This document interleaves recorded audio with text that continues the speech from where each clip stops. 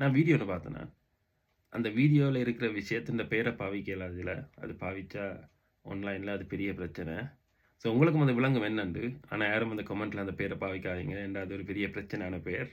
இந்த வீடியோ பார்ப்போம்.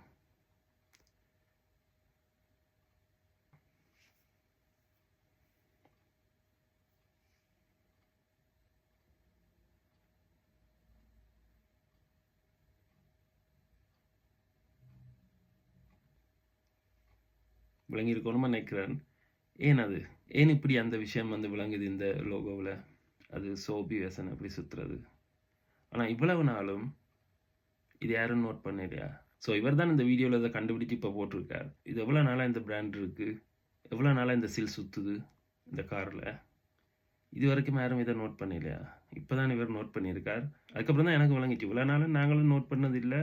ஸோ இந்த லோகோ டிசைன் பண்ணாக்களும் இது விளங்கணுமேண்ணா. எப்பாவது ஒரு நாள் ஒரு ஆளுக்கு இது பிடிபடுமாண்டு தெரியணும்னு செய்கிறாங்களா, இல்லாட்டிக்கு தெரியாத மாதிரி செய்கிறாங்களா? I don't know.